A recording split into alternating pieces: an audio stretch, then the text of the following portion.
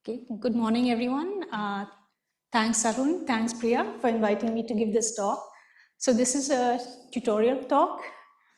And first of all, I want to thank my students, Tanuja, Ritham, and Arpan, who are all here, who helped me a lot in the last week to make this, prepare this talk, and also to collect material. And I also want to thank Manish Jain at IISc. He's not here this week, but he'll be here next week. And I had some very interesting discussions with him. So what do I hope to do in this tutorial talk? It's not a standard DFT tutorial talk in the sense that I won't spend too much time on the formalism of DFT. Instead, I want to try to convince you that if you are working with 2D materials, then DFT can be very useful. And I'll give you examples of things that DFT can calculate for you. Maybe give you a feeling for what you can trust and what you cannot trust or what you should be cautious about. Now, when I say you, I mean mostly an experimentalist or maybe a many-body theorist.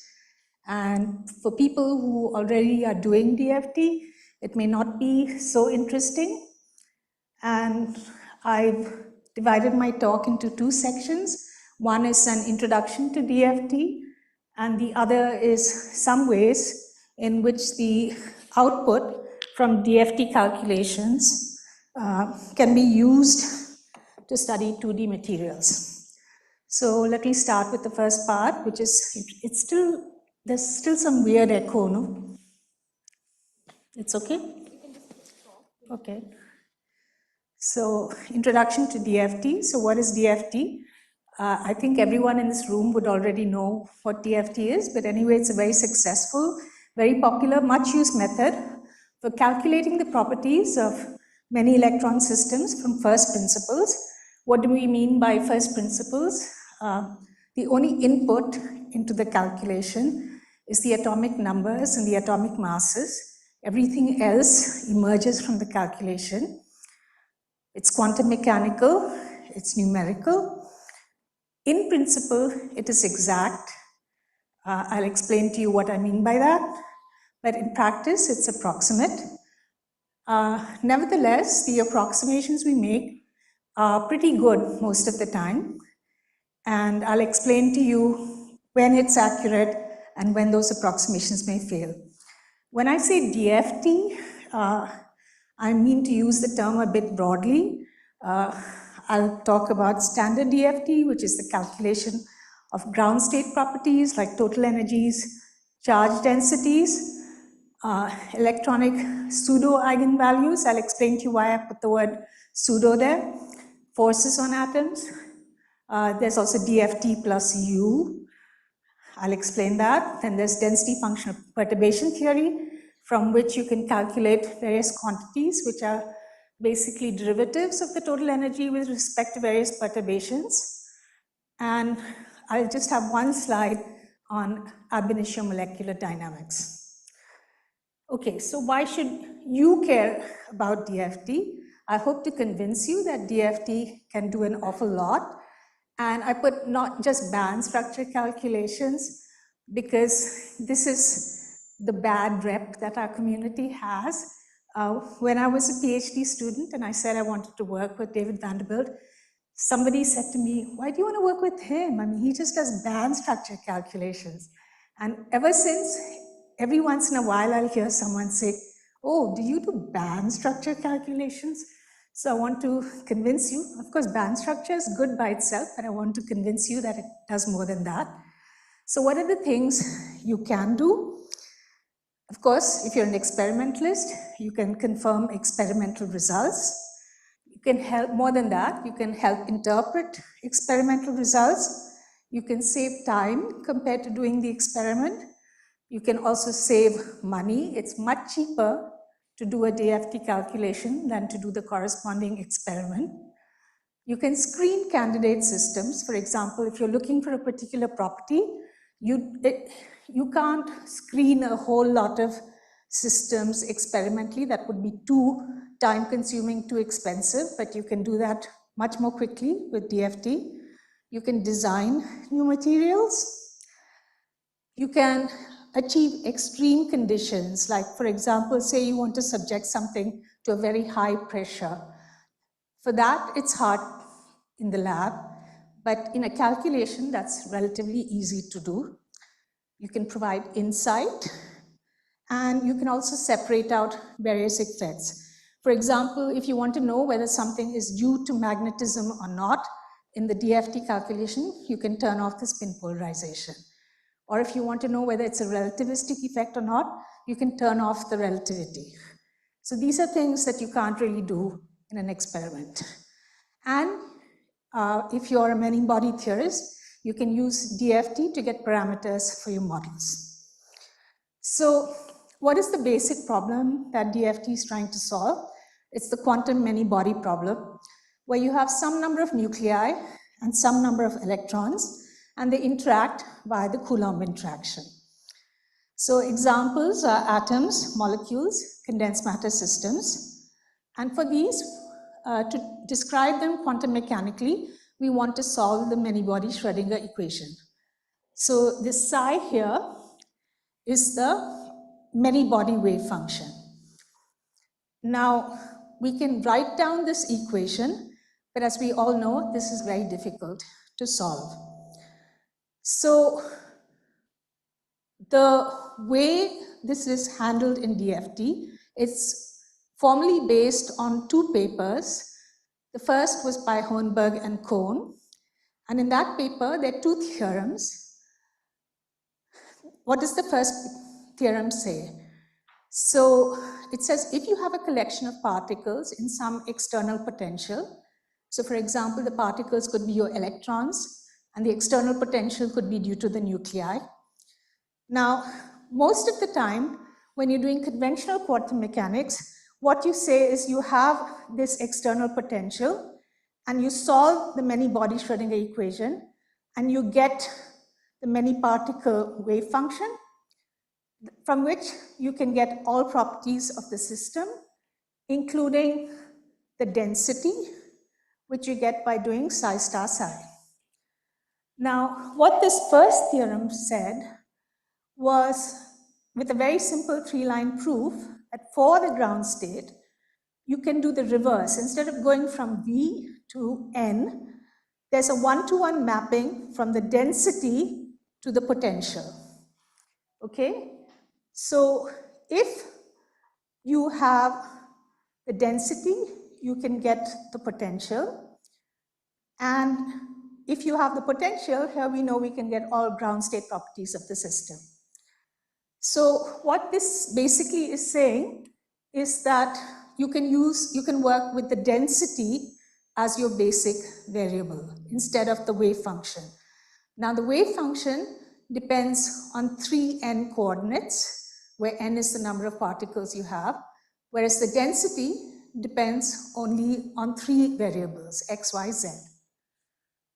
Now, the second theorem, what it says, I'm not proving it for you, I'm just telling you what it says.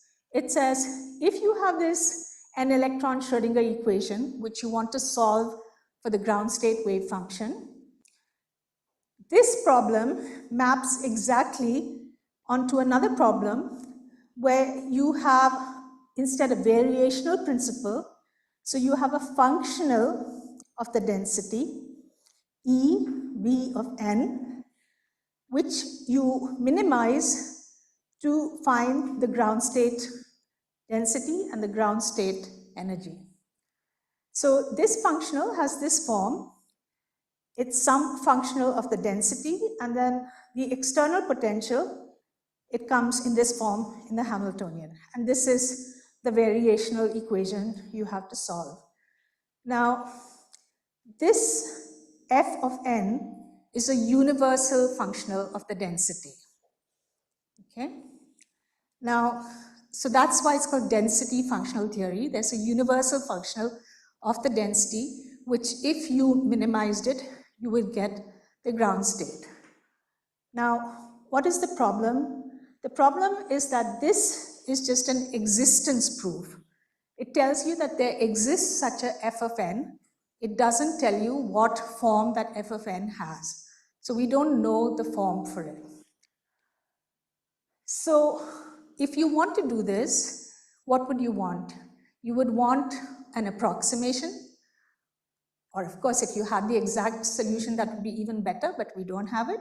For f of n, you would want some ansatz for the form of the density with some free parameters that you can minimize with respect to, and you would need some good prescription for doing that minimization, or you would want an alternative to this. So we don't really do this minimization in this way. We use the alternative method. So the alternative was in a paper the next year by Kohn and Sham. And they came up with what are called the Kohn-Sham equations. And they showed that instead of solving this variational problem with respect to density, we can instead solve a system of one particle equations. So what do these one particle equations look like? You have a kinetic energy term. You have an effective potential. This is a one electron, one particle wave function. This is a one particle eigenvalue. And this effective potential has this term, which represents the Coulomb interaction between electrons. So that's called the Hartree term. This is the external potential. And this term is the exchange correlation potential. So whatever we don't know has been lumped into that. All the many body effects have been thrown into that. Okay, so I believe Feynman used to call this the stupidity term because it represents our stupidity in that it's all the stuff that we don't know. So now this psi I and this EI are the wave functions and energy eigenvalues of a fictitious non-interacting system. So that's important. They are not the wave functions and eigenvalues of our true system, but of a fictitious system onto which we can map our interacting problem. And of course, just like we didn't know f of n, the true form for this VXC, this exchange correlation potential, is unknown. There's another problem, which is that if you want to solve this equation, these two terms depend on the density. They're functionals of the density. But the density is something we don't know to start with. I mean, finally, you want to solve the problem, you will get the one electron wave functions. From those, you will generate the density. So you don't know the density to start with. So how are you going to do this? So I'll show you in a minute what you do. So here, this is how you solve the problem that you don't know the density to start with. This is your external potential. You start with some initial guess for your density. Then you generate your effective potential. Then you solve your Kohn-Sham equation here. From that, you generate a new density, and you see whether you're self-consistent. You compare the density here to the density here. If they're the same, you have solved your problem. If not, you generate a new density, and you keep repeating this loop until you've achieved self-consistency. Okay? Now, depending on your system size and the computer power you have, this will take different amounts of time. It could take a few seconds, or it may take many days. So this is a repeat of the previous slide. I told you that the Hornberg-Kohn theorem showed that the n-electron Schrodinger equation, which you solve for the ground state wave function, maps exactly onto this variational principle where you minimize this energy functional to find the ground state wave density and energy. Now, in this Kohn-Sham procedure, if we knew this exchange correlation energy or the potential, you have effective one electron equations which you solve to get the ground state density and the ground state energy. And it's rather important that these are exact mappings in principle. So this ground state density and this ground state energy should in principle be exactly the same as what you would get if you solve this in electron Schrödinger equation. Now, in practice, they're not, because we don't know this exchange correlation potential. But if you knew it, it would be an exact mapping. Now I have a rather silly slide, which I use when I give this as an outreach talk. So for this audience, it might seem very silly, but I will show it anyway. So here's an analogy that you have a bunch of people with complex interactions amongst them. So if you want, you can think of the blue males as nuclei and the red females as electrons. And the problem you're given is that you have to arrange them so that you achieve globally the greatest happiness. And we have instead mapped this exactly onto this problem where you have one female and you have to see where to put her. And this is obviously a much easier problem to solve than this one. But it's an exact mapping, so the solution you will get from this will be the same as the solution you get from this. Okay. Now, the version of the Kohn-Sham equations I showed you was not spin polarized, but it's pretty straightforward to extend it for the spin polarized case. So in the spin polarized case, first, if you're doing what's called collinear magnetism, then you have one density for the spin up electrons, one density for the spin down electrons. You now get a pair of coupled Kohn-Sham equations, which you solve, and then you will get a solution for your spin up density and your spin down density. Now, if you're doing collinear magnetism, this up and down are notional directions only. It doesn't mean along Z, for example. It could just as well be along X or along Y. If you want to really put in the directions into the problem, then you have to include spin orbit interactions, okay, for which you need a relativistic treatment. And you can do this in various ways. And now you can have non-collinear magnetism as well. So different spins can point in different directions. And this picture is, again, a somewhat silly picture of my group some years ago, where they were trying to act out a spin spiral. So the hands were supposed to be the directions in which the spins were pointing. Okay, so now we come to the exchange correlation functional, which is the part that I told you that we don't know. It represents our stupidity. Now, obviously, you couldn't do DFT at all if you didn't know anything about it. So people have various approximations to it. And these approximations can be ranked along what Purdue, who's the person who developed most of these, calls a Jacob's ladder. Okay, Jacob was someone in the Bible who dreamt that he saw angels ascending a ladder to heaven. So here, they are ranked. I will explain to you what these are. But the important thing is that as you go up the ladder, your exchange correlation treatment becomes more accurate, but then also more computationally expensive. So you can, so before so here, I'll just explain to you some terms we use. So the exchange correlation energy can be written like this. Okay, so if this small exc at a point R depends only on the density at the same point R, then this is called a local functional.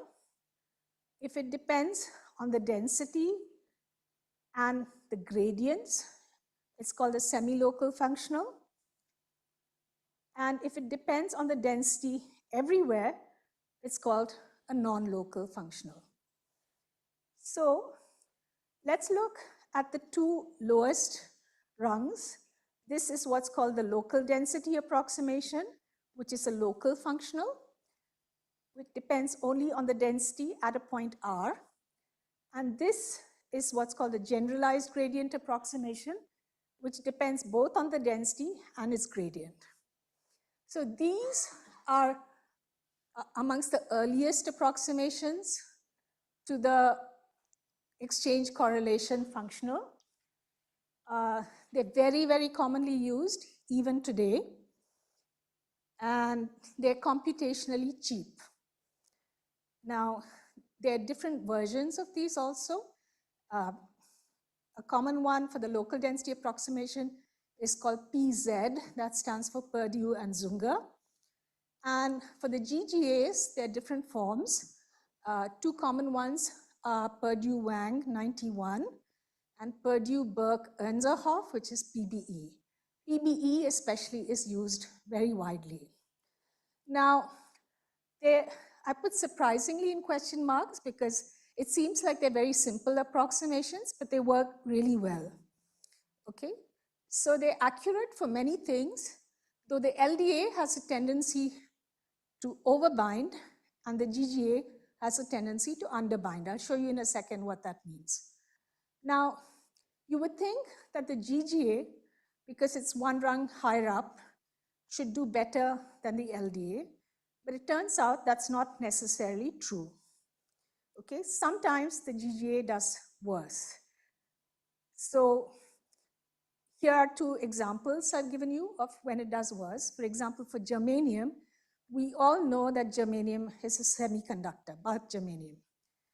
But if you use the GGA to do a calculation on bulk germanium, it will tell you that it's a metal.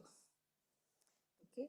Another example which we know to our cost in our group is gold, okay, especially gold surfaces. It turns out that if you do a calculation on gold surfaces with the GGA, you get some very wrong answers, you get some very weird answers, and you have to, it's really much better to use the LDA if you're doing gold surfaces. So, oops, I pressed the wrong thing. Okay, so here I just put some results from some work I did very long ago with Stefano de Gironcoli. This is on bulk copper. So here is the lattice constant as obtained from using LDA and GGA. Okay, so the LDA gives 3.55 angstroms, GGA gives 3.67 angstroms. The experimental value is in between them. So you see that the LDA overbinds, so it's got a lattice constant that's too small, while the GGA underbinds. So it has a lattice constant that's too big. And here is the phonon dispersion relation calculated using LDA and GGA. The dots are the experimental values, and you can see that the LDA, because it overbinds, the phonon frequencies are too high, and the GGA, because it underbinds the phonon frequencies, are too low. Now, it doesn't necessarily follow that this will be true for every material, but this is typical of what one sees. So, the other thing that I wanted to say, these two lines are what I've added in this slide. The LDA and GGA do not do well for what are called strongly correlated systems. They also do not describe van der Waals, that is dispersion interactions. So I will discuss now what you do in those two cases. So what do you do if you want to treat strongly correlated systems? Now, there is a method called DFT plus U, where you add a Hubbard U parameter in your Hamiltonian. Now, the question, of course, is what should the value of U be? Now, there is a way of calculating U self-consistently within DFT, but it doesn't necessarily always give you the best result. So very often, people just use U as an empirical parameter. They adjust it to agree with the experiment in some way. Like it's very common to adjust U to agree with the experimental band gap. Recently, for example, my student Ritham, who's here, he's been adjusting U to agree with, he generates STM images using different values of U, and then finds with which value of U the STM image best matches the experimental one, and then uses that value of U subsequently. Okay? Or you could use an exchange correlation functional that is higher up the ladder. I will describe those for you in a minute. Or you go beyond DFT. You could, for example, do something like DMFT, about which you're going to have a tutorial.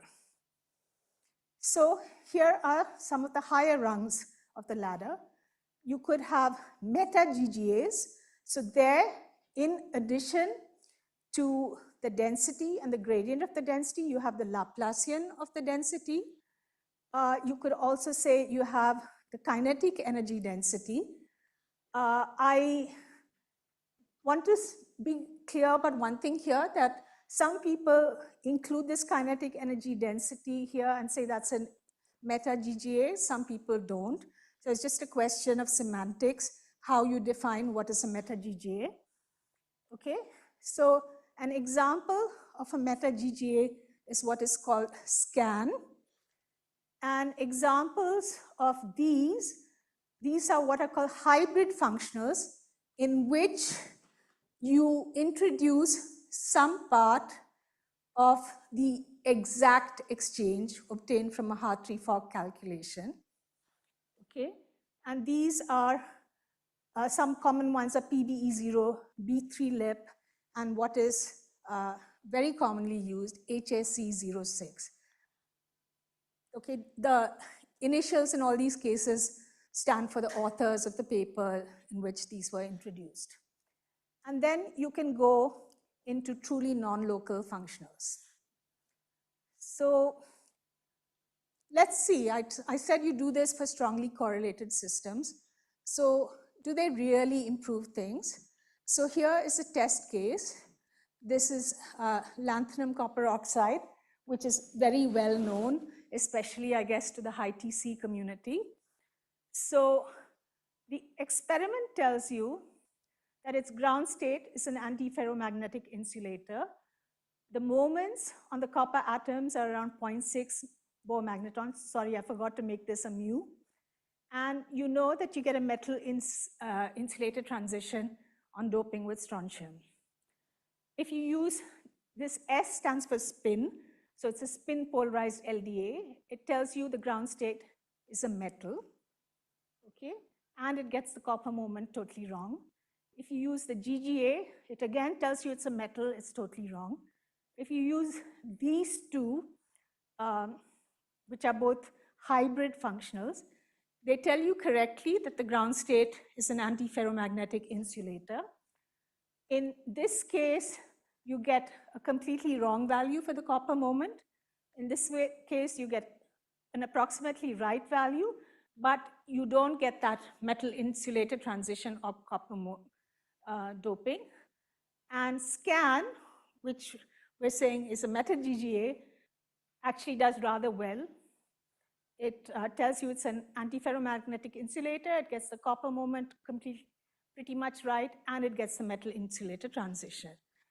Now, unfortunately, this isn't always true for all materials. For this particular material, scan does very well, but there are other materials for which scan doesn't do so well. Okay? So now, what about van der Waals interactions? So Van der Waals interactions are obviously important for 2D materials. So for layered materials and Van der Waals heterostructures, they're called Van der Waals heterostructures. So obviously you have to have Van der Waals interactions. Now, standard DFT calculations, as I already told you, they don't get Van der Waals interactions right. And this is because standard exchange correlation functionals don't capture the non-local nature of the Van der Waals functionals, of the Van der Waals interactions. So now, until, I don't know, maybe 10, 15 years ago, this was a huge problem, but then people started including Van der Waals interactions, maybe longer than, maybe 20 years, in various ways. So there are three main ways you can do it. So you can add a semi-empirical correction to your LDA or GGA. Okay, so there are two common approaches to this. One is the approaches developed by Grimme. And so he kept developing better and better versions of this. So they're called DFTD, DFTD2, DFTD3, DFTD4. And there's another approach by Tkachenko and Scheffler. Now, you could use a meta GGA, like SCAN, or you could use a non-local exchange correlation functional. So, for example, there's something called VDWDF, which was developed specifically to treat Van der Waals interactions. Now, as you go from here to here, you get more, this calculation gets more complicated, the treatment gets more complicated, and your calculation gets more expensive. And this is just a picture of Van der Waals, and just for fun, I made his treatment more sophisticated as I went from left to right. Now, again, I feel like I keep giving you this message, but more sophisticated does not necessarily always mean more accurate. Okay, so very often, like in our group, we use one of the DFTD approaches, DFTD3 mostly. This is maybe not so intellectually satisfying because you're compromising on the fully ab initio nature of your calculation, but it generally works and it is computationally affordable. So that's what we do, but there are cases where we have found it doesn't work, and then we have to go to some more expensive approach. So now I'll come to how to use DFT calculations with examples from 2D materials. Obviously, I can't give you all possible applications. I've just chosen a few. Some of them are from work in our group, some of them are from the literature. So what are the DFT codes people use? I've divided them into two main groups. Some are what are called pseudopotential based. So you only deal with the valence electrons, you freeze the core electrons, or you can have what are called all electron treatments, where you have all the electrons retained in your calculation. And there are many, many, many codes. The ones I've put in green are free codes, and the ones in red you have to pay for. So now, before I go to the applications, I want to tell you one particular issue that arises if you are working with 2D materials. Now, when you solve the Kohn-Sham equations on a computer, generally what you do is you expand your wave functions in a basis, and this converts your problem to the problem of diagonalizing a matrix. And it's very common that the basis you expand in is a plane wave basis. Now, this makes your coding easy, it makes the calculation easy to handle, to look for convergence with respect to the basis, etc. But there's one problem, which is that if you are using plane waves, then you are restricted to only working on periodic systems. Okay? But a 2D system, it has to be periodic in all 3 dimensions. But a 2D system is not periodic in all 3 dimensions. It is in principle periodic in your XY plane, but along your Z direction, normal to the surface, you've lost your periodicity. So how do you do it if you're using a plane wave code? So here is an example for the Borofin monolayer. So what you do is, here's your Borofin monolayer, and then you introduce what's called a vacuum in your Z direction. So you've made the system artificially periodic. So this in red is the unit cell that you have. And of course, this vacuum has to be thick enough so that you don't have an interaction between the atoms here and the atoms here. So typically, they have to be like 15 to 20 angstroms. Now, that can be a problem because this makes your unit cell large. Now, the larger your unit cell, the more expensive your calculation. So this is a slight issue when you're working with 2D systems. Now, the other kind of 2D system you might be working with, it could be a heterostructure, or it could be, for example, here, what I've shown is a system which is a 2-dimensional surface alloy composed of silver and tin atoms. Sorry, I forgot to put the colors. The green are supposed to be tin and the gray are supposed to be silver. Oh no, I did put it here. I put the colors here. Okay, so here, once again, you have your vacuum, which has to be thick, but you also have to treat your silver substrate. So for that, you model it by what's called a slab. And unless you're really working with a very thin slab in the experiment you're trying to model, this slab has to be thick enough that the top surface doesn't know the bottom surface is there.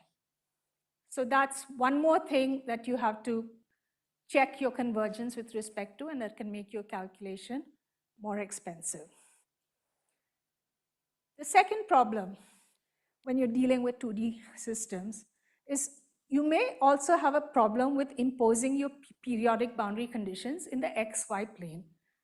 So a very common situation is, for example, if you're working with a twisted bilayer system. Now, when you have a twisted bilayer system, then you lose your periodicity in the XY plane, especially for certain twist angles. I mean, you can have a commensurate supercell, but depending on the twist angle, that supercell might become very, very large. Okay, so here I've drawn a picture where now for graphene, if you have single monolayer graphene, then in the XY plane, your unit cell contains only 2 atoms. But if you twist it, it becomes larger. So here, this is a twist angle of 38.213 degrees, where you have a relatively small supercell. But for some twist angles, this supercell becomes really huge.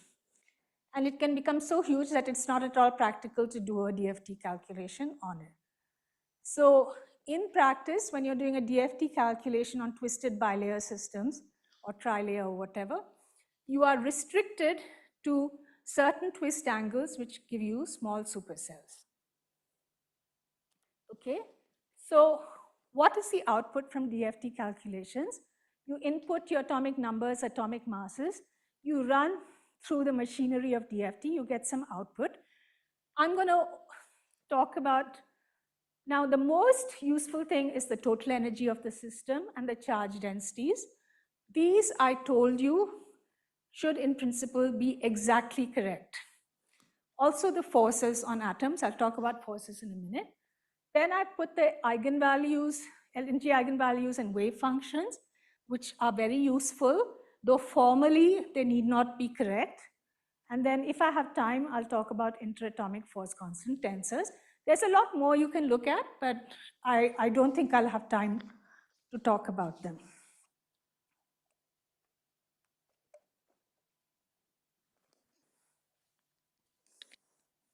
So first, I'm going to talk about using the total energy, which is a function of the nuclear coordinates, and the force. Okay. So what about the forces? Now, one could, in principle, get the forces from finite differences. What does that mean? Like, say, let's consider the simplest case where I have a diatomic molecule. If I want to find the force, it's not at equilibrium. If I want to find the force, I can just find the total energy at different values of the interatomic distance. Then the derivative of the energy with respect to the displacement will give me the force. But that, again, is an expensive procedure because it means you have to do several DFT calculations at different values of the coordinates. Now, it turns out you don't need to do that. You can get the forces from a calculation just at one set of coordinates because of something called the Hellman-Feynman theorem. And this theorem was actually Richard Feynman's project. It was his discovery, his senior thesis as an undergraduate when he was only 21. I am not proving it. It's again a very simple proof. It just says, okay, what is the force on a nucleus I or an atom I? It's the derivative with respect to that coordinate of this thing, which is the total energy. Now, what he showed was that you could instead take this derivative. If psi is an eigenstate, you can take this derivative in here. And so you only have to code for the form of the Hamiltonian with respect to these derivatives. And it's a single shot calculation. You only evaluate this once. So what we do is, once we know the energy as a function of nuclear coordinates and the forces as a function of nuclear coordinates, once we have the ability to calculate this, we can search for minima and saddle points in the energy landscape. Okay, so here I've just put a picture of some energy landscape as a function of two coordinates. There's a minimum here, there's a minimum here, there's a saddle point. So supposing we want to search for the minimum. The minimum is an equilibrium structure. Okay, it corresponds to an equilibrium structure. So say we start with some guess for the minimum, and then using forces, we can follow it all the way down to the minimum. And that's how you find a structure.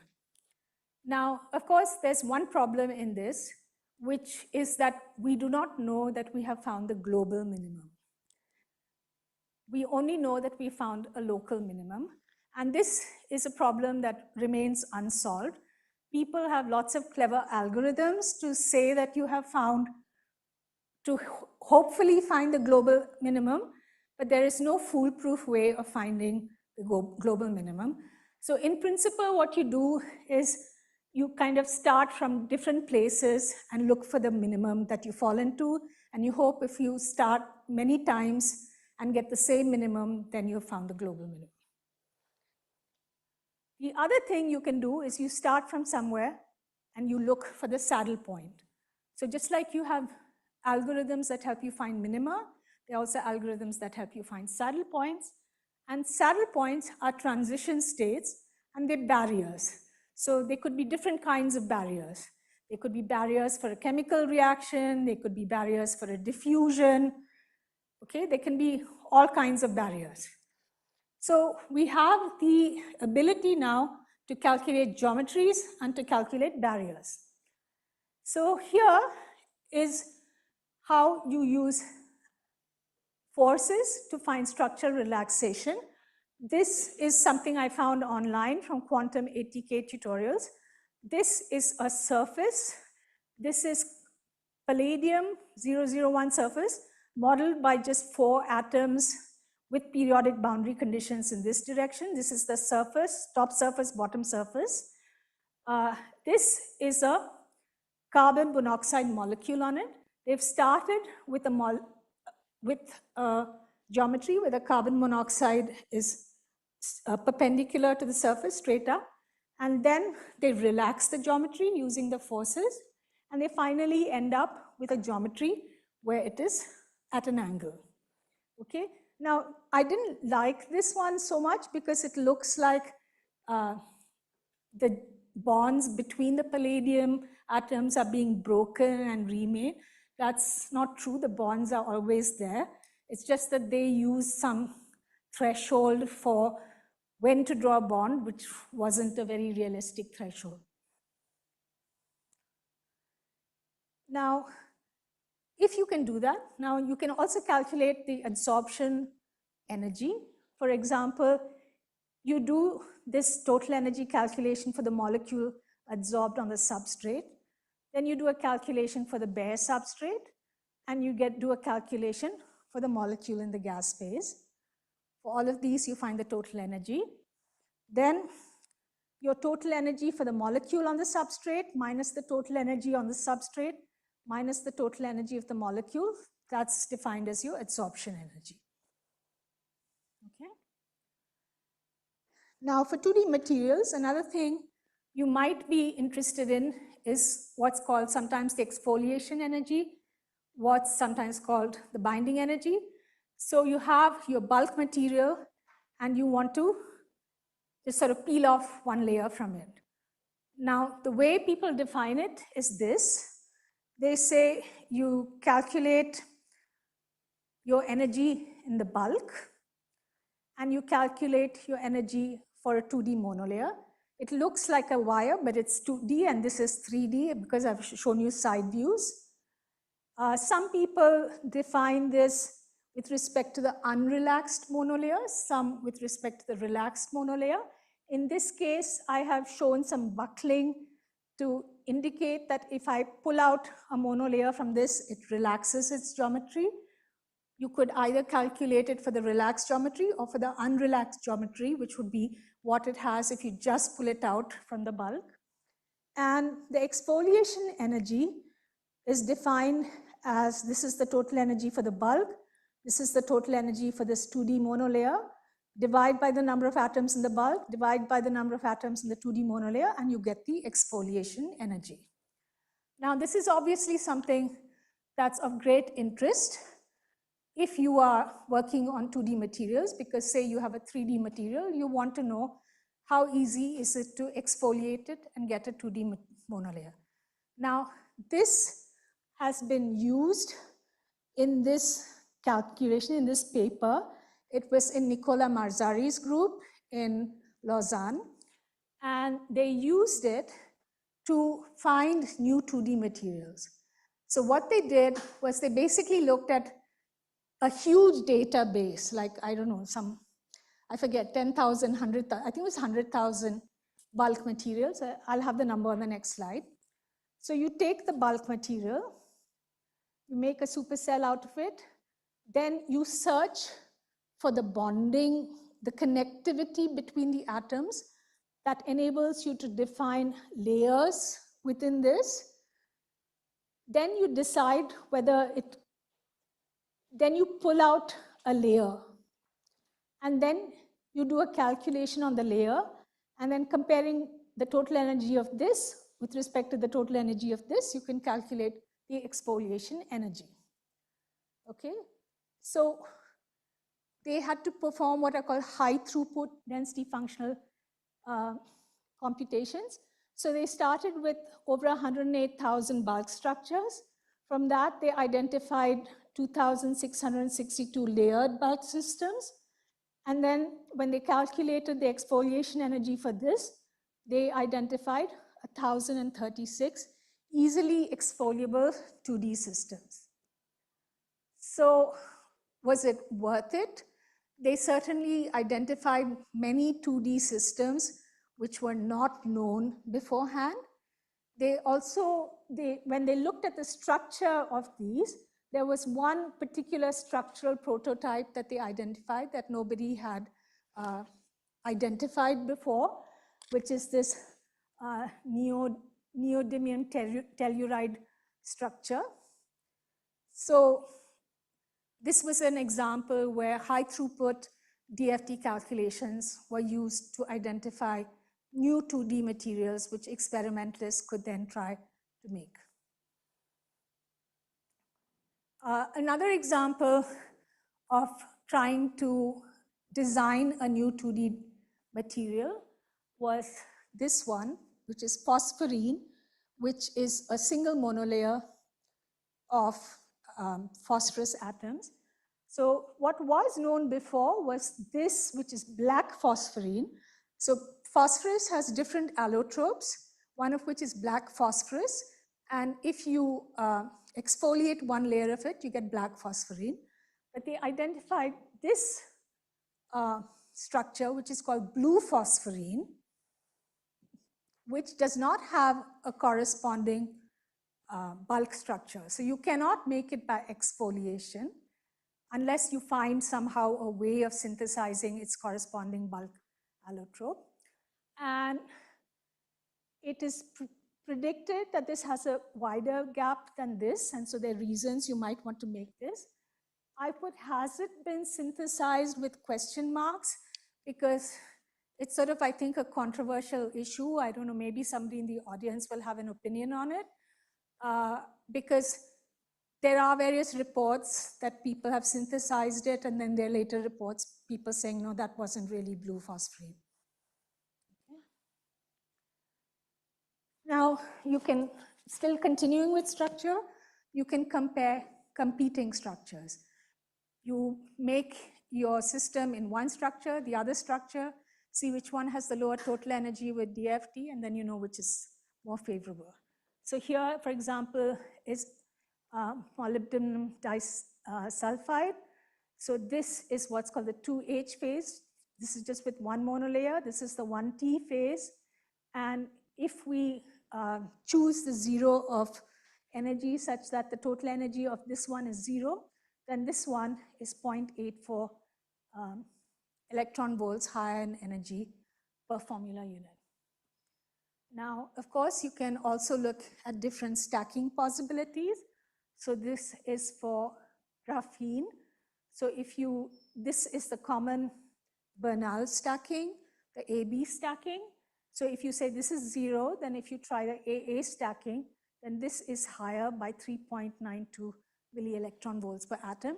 This calculation, I mean, it's a standard calculation. Lots of people have done it.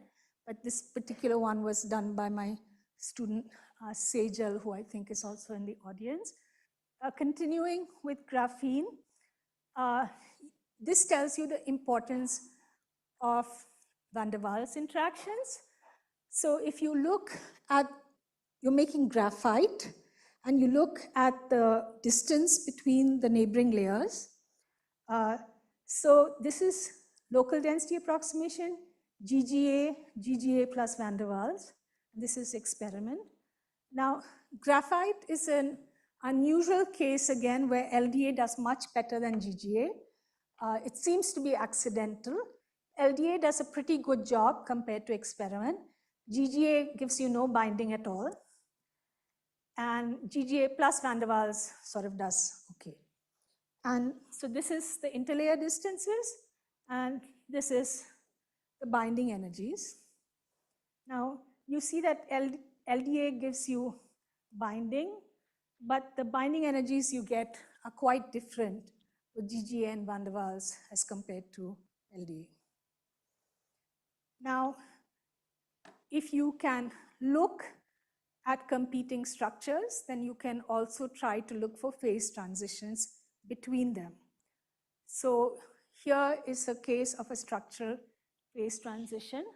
These are again the transition metal dichalcogenides. So here are three different competing phases, and this is with respect to strain.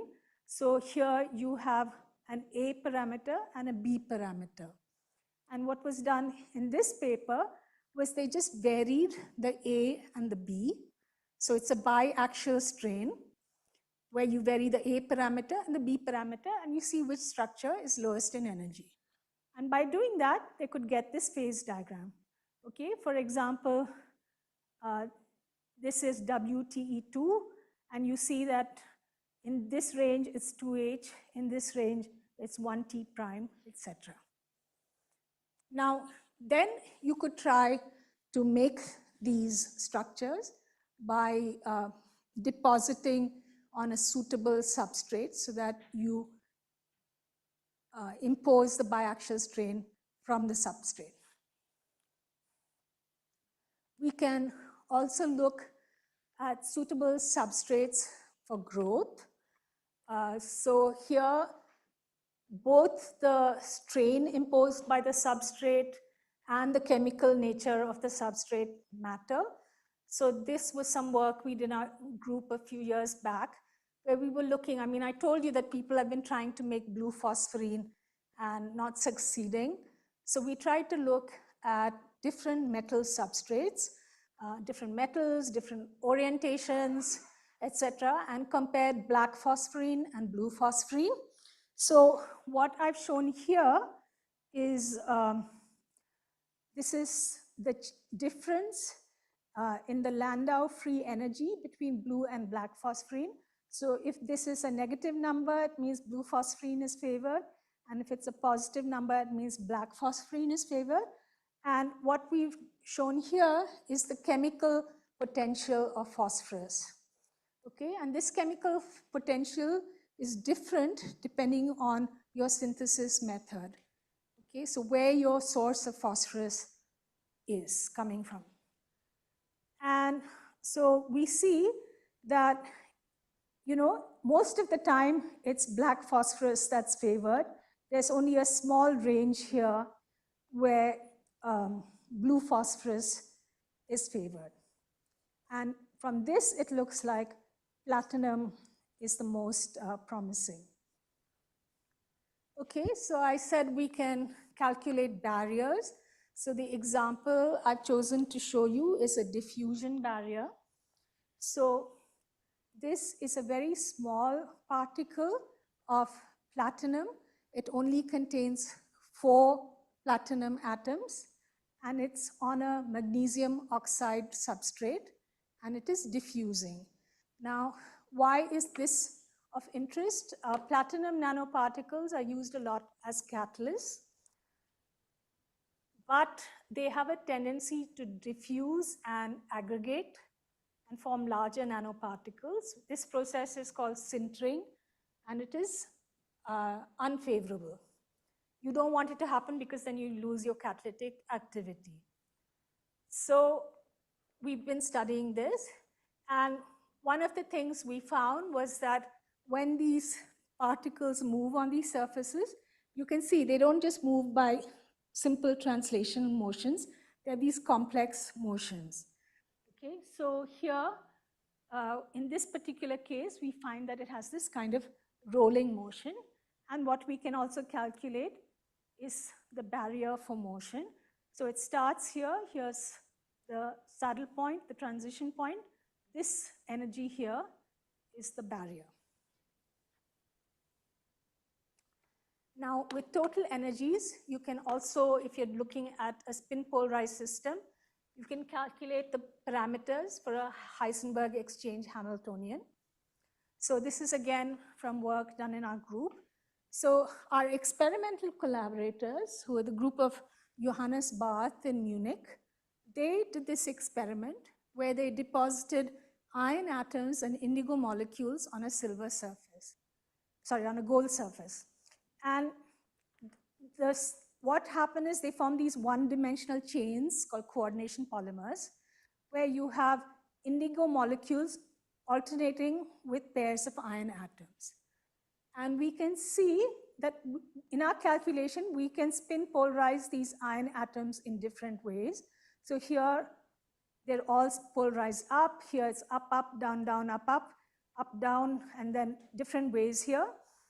And by calculating the total energies of all these different configurations, from that, we can extract these Heisenberg exchange parameters using these formulae. So the last example I want to show you for total energies, okay. So total energies and forces is, you can use the forces to do molecular dynamics using Newton's equations of motion by integrating them. So here, this is a simulation of how molybdenum disulfide grows on a gold surface.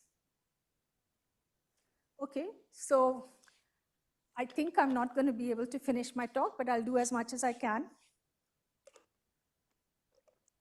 How do you use the electronic charge densities? You can look at charge transfer. So if you have A deposited on B, then if you do the charge density for A plus B minus A minus B, you see these lobes are the charge transfer that you get, this quantity. So for example, here we had a cobalt phthalocyanine molecule deposited on pristine graphene and over a pair of nitrogen atoms in graphene, in nitrogen doped graphene. And the charge transfer is clearly much more here than here, and it is enough to change the oxidation state of the cobalt, which makes it a better catalyst. Here, in this case, these yellow and green lobes, this is a system of a molecular rotor, and the yellow and green lobes are again charge density, differential charge density maps, and what they show is hydrogen bonds being made and broken as the molecule rotates, okay? And that shows you here how the total energy of the system changes as this rotation is happening. And we see that when hydrogen bonds are made, the energy is low, and when hydrogen bonds are absent, the energy is high. And this height here tells you the barrier for this rotation to occur. They can show spin polarization. So if you plot the up spin density minus the down spin density, you see here that you get spin polarization, in this case around a defect in black phosphorus, which consists of a substitutional tin atom and an add atom pair. And one thing I just wanted to mention, okay, I think I'm going to skip this, because I think it's important how I also tell you how you use wave functions and eigenvalues. Here I've said careful, because these are for a fictitious one particle system, but people still use them all the time and they're very useful.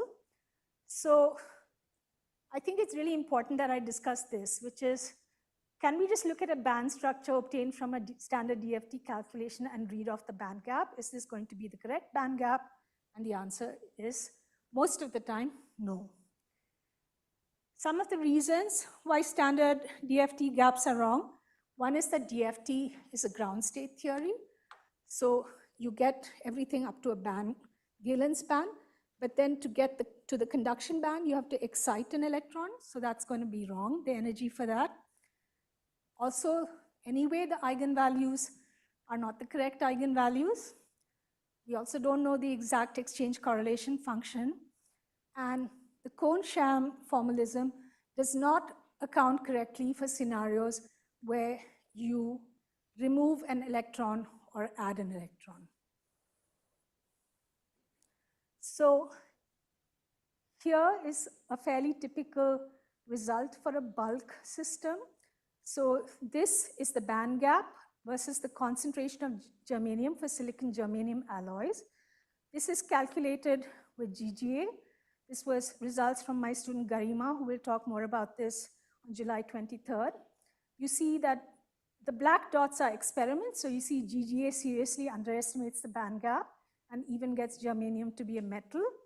But the hybrid functional HSE06 gets the band gap pretty much right. Now, how about band gaps for 2D systems? Here, is results for MOS2 versus the number of layers.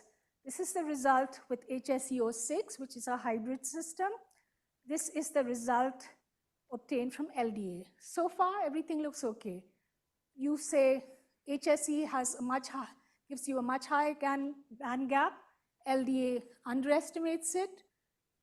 It looks as if everything is as you should expect, except when you look at the experimental values, this is the value for one layer, and this is the bulk value.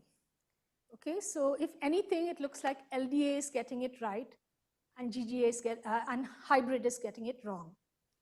So why is this happening? The point is, there are two kinds of gaps. There are optical gaps and quasi-particle gaps. In this case, the experimental results were for the optical gaps, whereas DFT calculates the quasi-particle gap. So here, there's a nice video by Manish where he talks about the difference between quasi-particle gaps and optical gaps. So the quasi-particle gap is defined as the difference between the ionization potential, which is the energy to remove an electron from here, and the electron affinity, which is the energy to put an electron here. The optical gap is when you excite an electron from here to here, and then in that process, you can have an attractive interaction between the two, and you have an exciton. So it's the ionization potential minus the electron affinity minus the exciton binding energy. So now exciton binding energies are small in bulk semiconductors, but they're very much larger in 2D materials.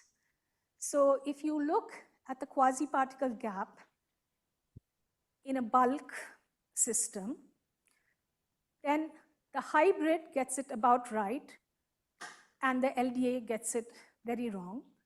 And then if you measure the optical gap, because the difference between the quasi-particle gap and the optical gap is very small, the hybrid seems to get it right, and the LDA seems to get it very wrong. However, let's see what happens in 2 dimensions. You have your quasi-particle gap, and this is what the hybrid would calculate, this is what LDA would calculate. But now, because your exciton binding energy is so large, your optical gap is much, much smaller than your quasi-particle gap. Okay? And so, you see that it looks like the hybrid is getting it very wrong, and accidentally, it seems like the LDA is getting it right. So here are experimental results. The numbers are sort of all over the place. Here are 2 experimental results for the quasi-particle gap as opposed to the optical gap, and they seem closer to the hybrid. So this is the electronic band structure as measured from RPES and from a DFT calculation. It seems pretty good. Do you want me to stop? Because I have lots else, but I can stop. Okay, so no, then I'll just do my conclusions. Okay, so to conclude, these are some further viewing material or reading material. These are some of the things you can do to go beyond DFT. Now, I have a request to experimentalists. Okay, this is a pet peeve of mine. Please don't say, I have these great new results that I've written up. Can you quickly do some DFT calculations and give me a paragraph of text and band structure plot? This has happened to me a few times. We can't do them very quickly if you want them to be done well. And it would be much, much nicer if we discussed all along while you were doing the experiment as well. Okay, so here I've written, I see wonderful things, and here's this picture. Does anybody know who said I see wonderful things? Any guess? It's a famous quotation. Okay, so this was what Howard Carter said when he discovered Tutankhamun's tomb. I suppose people know Tutankhamun. He was this Egyptian ruler whose burial was found. So I think for DFT, I hope you all feel, oh, I see wonderful things. So DFT is really pretty wonderful, but there are pitfalls for the unwary. So you have to beware the mummy's curse. And thank you.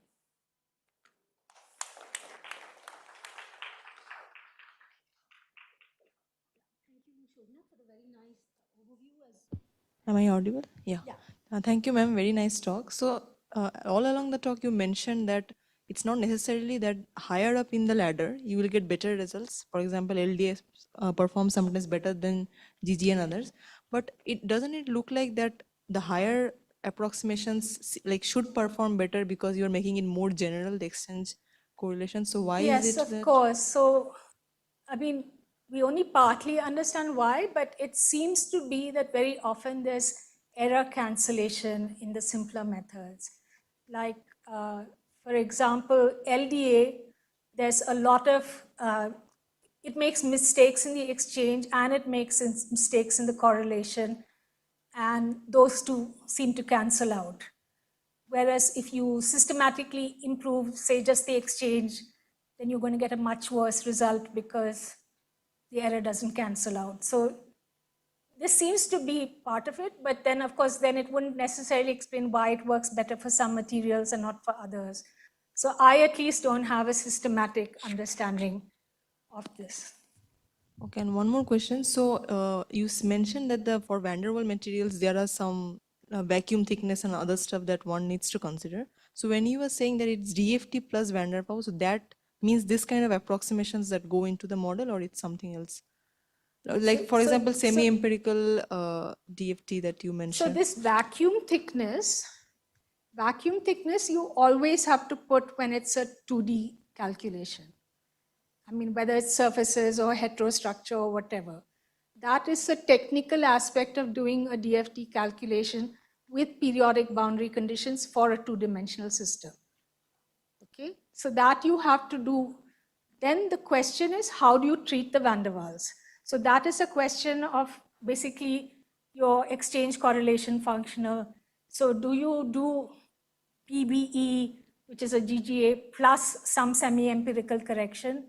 Or do you use, for example, something like VDWDF, which is an exchange correlation functional that's supposed to give you van der Waals interactions correctly? So, I mean, in the paper, they will always tell you what method they've used. But if it's van der Waals, if they say van der Waals corrected, it means one of these methods. Okay, but if they don't say that, then they may be doing just LDA or just GGA, and then probably there will be big errors because of this. Okay, thank you. Yeah. Are there any? Yeah.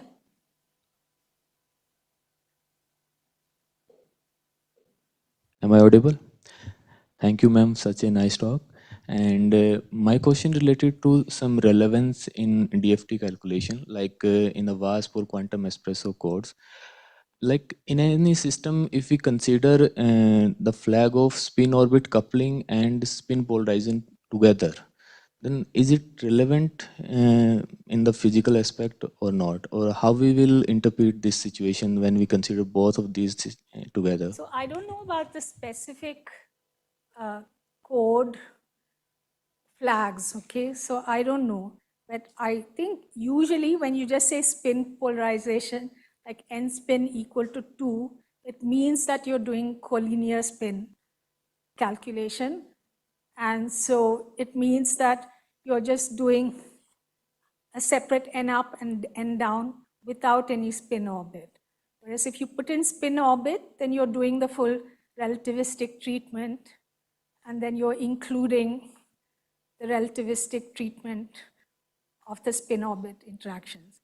I don't know, like some of my students may know what you do for quantum espresso or VASP. Do you know, Ritam or someone?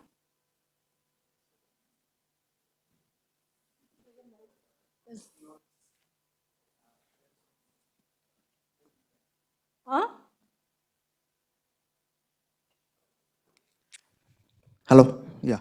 So for spin orbit system, I mean, when you are including the spin orbit effect, there is no concept of collinearity. You have to take the No, he's non-collinearity. asking about, he's asking what flags do you put for vast Okay, for so quantum espresso? for collinear there is n spin 2, and for relativistic effect n spin is 4. No, I'm just asking about that. If we put these two flags together in any calculation, No, actually that is not allowed. That is yes, what I said. that is physically relevant or not? No, that is not allowed. Because That you're is what doing I a said. completely different treatment. Yes, ma'am. Just I ask this because some of the papers in topological field, I have seen that people have put these two things together and then they interpret the band engineering to get the topological phase in the metal. I have seen some papers. That's why this question right. Obviously, you have spin polarization if you have a spin Spin-orbit coupling. spin orbit Yeah, interaction. yes, yeah. But that doesn't mean that they have done a collinear treatment.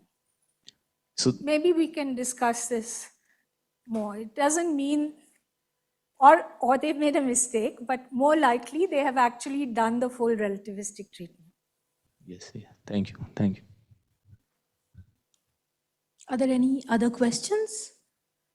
Otherwise, we thank. Okay, wait. Yeah, I just want to say, what are some of the things that I didn't get time to cover? What you can do?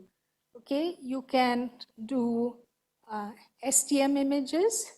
You can do band structure where you get the orbital character of each band.